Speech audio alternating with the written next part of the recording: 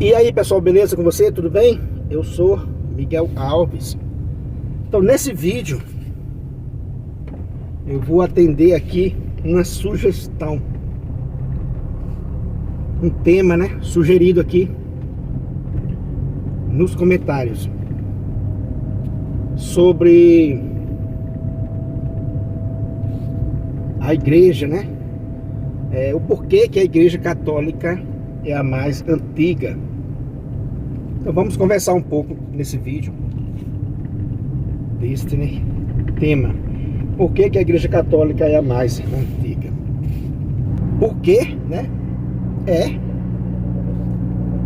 a única que nosso Senhor Jesus Cristo fundou. Então, simples assim, né? Porque é a que Jesus Cristo fundou.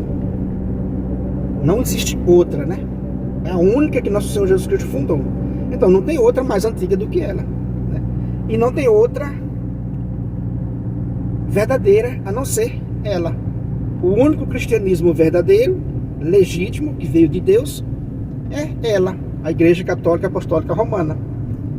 Basta fazer um estudo sem interesses, né, políticos, sem interesses financeiros, um estudo simplesmente porque você não quer confiar a sua salvação em qualquer um, né? E unicamente em Jesus Cristo. Então, se você fizer esse estudo que você quer confiar a sua salvação unicamente em Jesus Cristo, você vai chegar à Igreja Católica. Como tem aquela frase, né? Todos os caminhos levam a Roma. Então, né, se você quer fazer esse estudo, você vai chegar, né, à Igreja Católica Apostólica Romana. Isso vai ser, né, inevitável. Então, é por isso que ela é, né, a mais antiga. Porque ela está no plano, né, do Pai desde toda a eternidade. Logo, não pode haver outra, né, mais antiga do que isso. Na Antiga Aliança,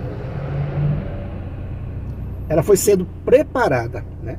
Você vai encontrar ela sendo preparada, a sua, né, prefiguração nos profetas, né, nas Sagradas Escrituras. Então a gente vai encontrando ela ali.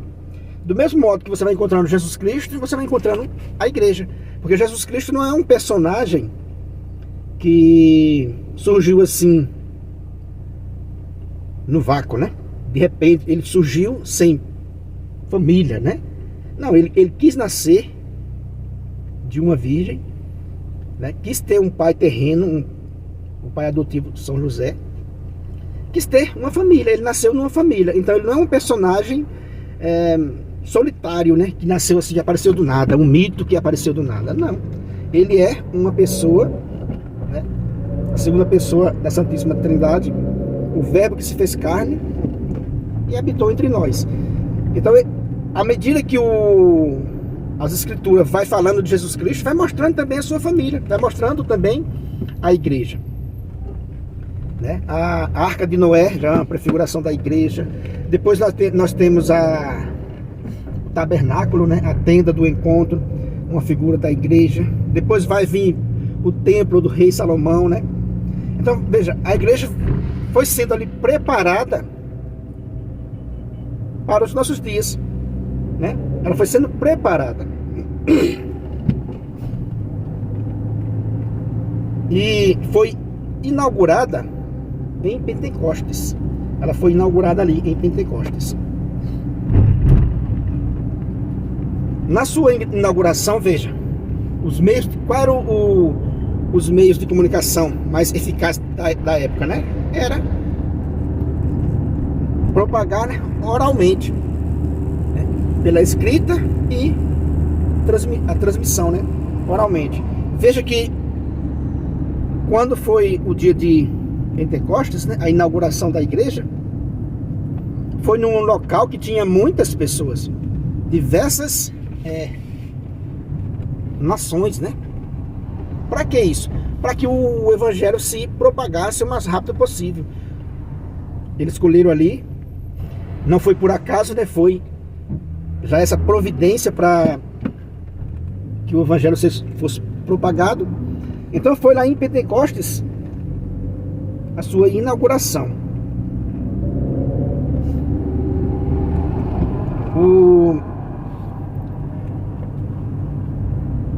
o evangelho se espalhou muito rapidamente, assustadoramente se espalhou. E também, assustadoramente, foi, né, perseguido, né? Ele se espalhou muito rápido, porque as pessoas daquele tempo, é preciso a gente também entender um pouco desse contexto da época, eles eram religiosos. A preocupação era a salvação, era a vinda do Messias, né? Então eles eram muito religiosos. Então eles valorizavam mais do que hoje, podemos dizer que valorizavam mais do que hoje, a questão da salvação. Então quando ouviu essa pregação do Evangelho, essa boa nova, né? Quando ouviram essa mensagem da salvação, isso agradou fortemente, né? Principalmente os humildes, né? Principalmente os humildes, os massacrados, né? Os escravos. Então essa mensagem de libertação do Evangelho agradou muita gente. Por isso a propagação dela foi tremenda, né? E tremendo também foi a perseguição, porque assim como a moeda tem dois lados, a história da salvação também tem, né, esses dois lados. Teve essa propagação, essa aceitação gigantesca, e teve também a rejeição por parte daqueles que não queriam largar o pecado, né? Porque se for olhar também no contexto, a Roma pagã, o contexto que eles viviam da época, eles haviam, né, divinizado o pecado. Então, por um lado, os humildes querendo saber de Deus, querendo saber das coisas de Deus, querendo investir, né, na sua salvação, e por outro lado, o paganismo violento, né, hostil, querendo sufocar esse evangelho logo no início. Então a perseguição foi muito grande, mas repito, né, também a propagação foi muito grande, se espalhou por toda a região, de forma que isso nos dá uma garantia de sua, né, veracidade. Por quê? Como se espalhou muito rápido, ninguém podia desviar totalmente do caminho, ninguém podia sair mentindo, porque sob pena de ser, né, desmentido, desmascarado, né, desmascarado. Os apóstolos não podiam ter inventado uma história tão complexa como essa, né, tão maravilhosa, que envolve não um personagem nem dois, né, mas milhares de pessoas, envolve muita gente. Então como é que você vai contar uma história, vai criar um mito que envolva tantas pessoas, né? Tantos relatos que a gente vê lá no Evangelho, né, de imperadores, dos Herodes, né, daquele povo todo ali do tempo, né, de Jesus Cristo. Então envolve muitos personagens, de maneira que se isso fosse mentira, seria facilmente desmascarado. Tanto é que você vê hoje os ateus militantes tentando arranhar a imagem de Cristo, mas eles só ficam ali batendo boca, mas não chega a uma conclusão, não tem uma decisão. Por quê? Porque eles não conseguem provar nada do que eles falam. Então o sentido mais lógico é de que realmente Jesus Cristo existiu, né? Que a maioria das pessoas creem nisso, e que ele fundou essa igreja, que é por isso que ela é a mais antiga e a única, né? E a única verdadeira. É a única. Jesus Cristo não poderia ter fundado duas igrejas independentes e concorrentes uma da outra. Jamais, né? Isso na cabeça de uma pessoa que não raciocina, né? Deus jamais poderia ter dado doutrinas contrárias, né, para o povo. Deus deu uma única doutrina. As outras coisas que foram saindo da igreja, foram contrariando, aí é por parte do homem, né? Deus não iria fazer isso jamais com o povo. Enfim, né? Esse evangelho se propagou inevitavelmente em meio, né, à perseguição. A gente vê, por exemplo, já no primeiro século, né, pessoas como São Clemente de Roma, que foi discípulo do apóstolo Paulo, veja, discípulo do próprio apóstolo, que teve aquele encontro com nosso Senhor Jesus Cristo, né, dando testemunho, por exemplo, da sucessão apostólica. Vemos Santo Inácio de Antioquia já citando um termo, né, Igreja Católica, que não é a igreja católica invisível dos protestantes, que se for olhar a igreja católica que Santo Inácio de Antioquia está falando, todas as características, a celebração, os bispos, a Eucaristia, obviamente que está se tratando da Igreja Católica Apostólica Romana. Não existe outra. Então, tudo isso, meus irmãos, se fosse uma invenção, seria facilmente desmascarado por algum historiador do tempo, da época. Repito, o que a gente tem são falácias, mas que não provam nada do ateísmo militante, né? Não provam, ele não chega a conclusão nenhuma. São só para sair por aí falando e sobrevivendo dessa sua fala, né? Mas esse não chega a conclusão nenhuma. A igreja foi perseguida cerca de 250 anos, aproximadamente. A igreja foi extremamente perseguida nos seus primeiros séculos, né? Foi extremamente perseguida, massacrada. Eles viviam nas casas escondidos, nas catacumbas. Mas crescia. Misteriosamente o evangelho crescia, se propagava mais e mais, cada vez mais, né? Pessoas de grande nome que a gente vê, né? Os pais da igreja, a gente vê seus escritos. A igreja já se propagava misteriosamente. É a mesma igreja. Veja, em nenhum momento a igreja vai deixar de ser a igreja, vai falir, como alguns pensam, né? Não, a igreja vai falir e vai reiniciar. Não, é a mesma chama do evangelho que Jesus soube implantar no coração dos discípulos, né, dos apóstolos. A mesma chama é a mesma, ela não se apagou em nenhum momento.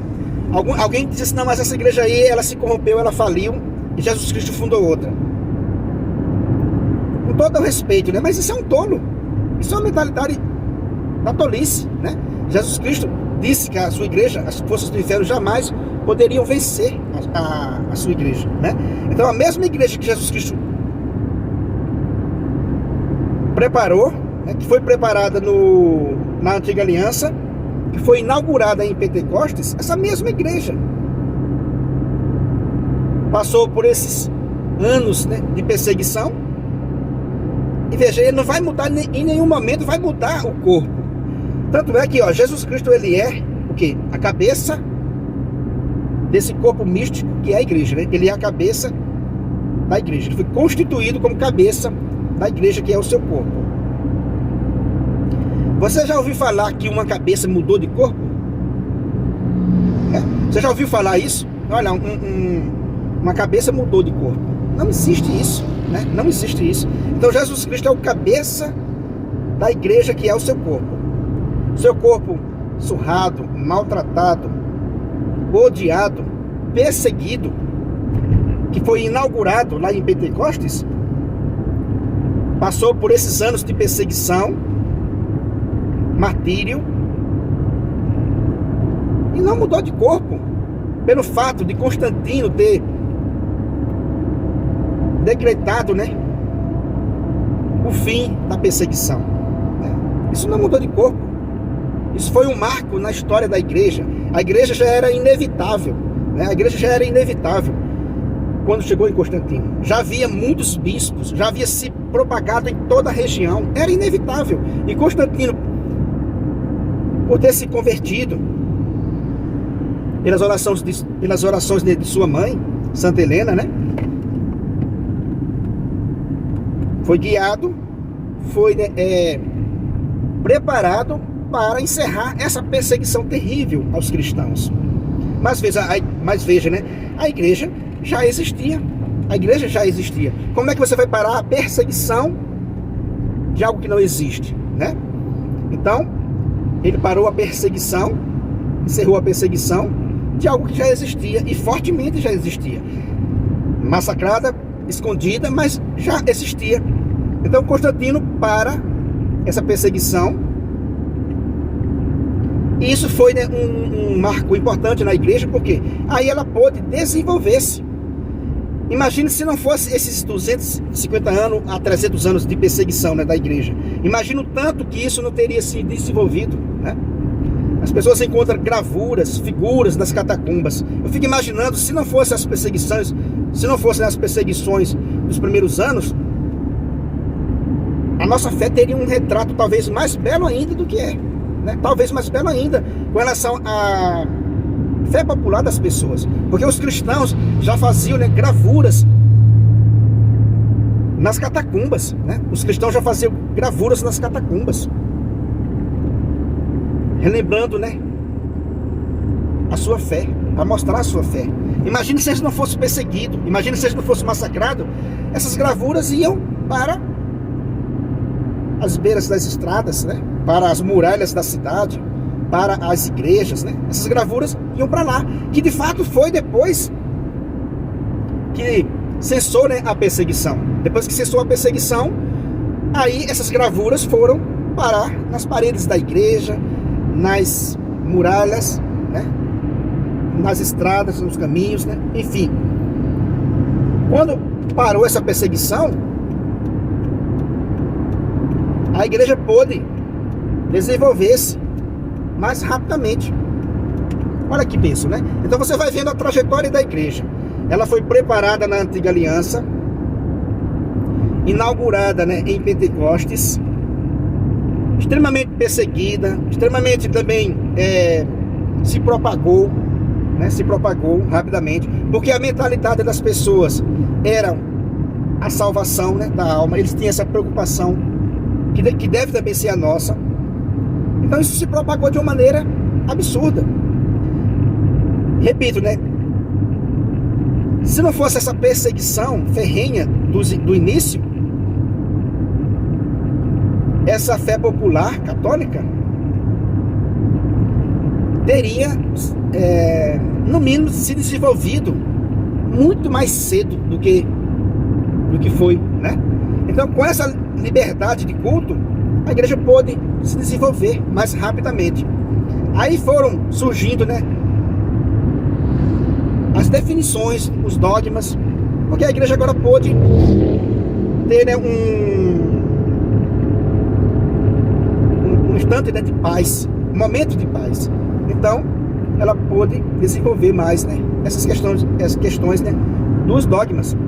Então, de lá para cá, né, do século IV para cá, a gente não tem muito, a gente não pode, a gente não tem nem o que discutir, né? A gente não tem nem o que discutir se era a Igreja Católica Apostólica Romana ou não. Está nos documentos, é claro que era a Igreja Católica Apostólica Romana. E antes também era. Como eu disse, né, agora há pouco, né? A cabeça de Cristo, que é Cristo, não pode mudar de corpo, né? Uma cabeça não pode mudar de corpo. Em nenhum momento da história isso aconteceu, né? Em nenhum momento nosso Senhor Jesus Cristo abandonou, né, a sua Santa Igreja, né? A sua esposa, né? Pela qual ele deu a sua própria vida. Em nenhum momento ele a abandonou, como pensam, né, os irmãos, né, separados, os protestantes. Então, só para a gente recapitular, né? A Antiga Aliança prepara a Nova Aliança, né? A igreja foi sendo preparada nas Escrituras antigas.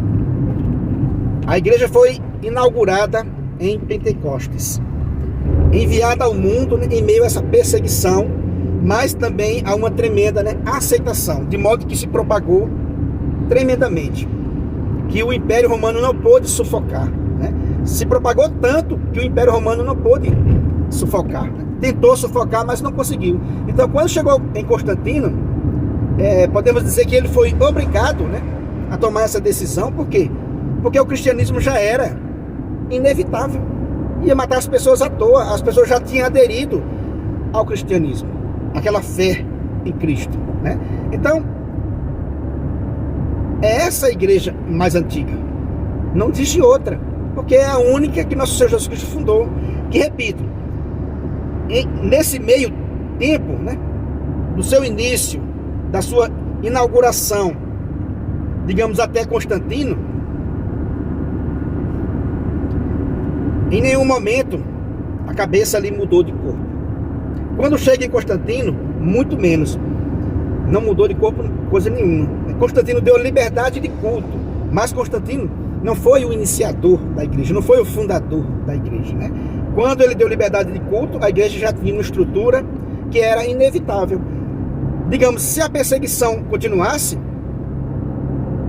seria inevitável do mesmo jeito, porque a evangelização ia crescendo, se espalhando pelo mundo, e uma hora ou outra alguém iria, né, parar a perseguição de tanto ver sangue, né?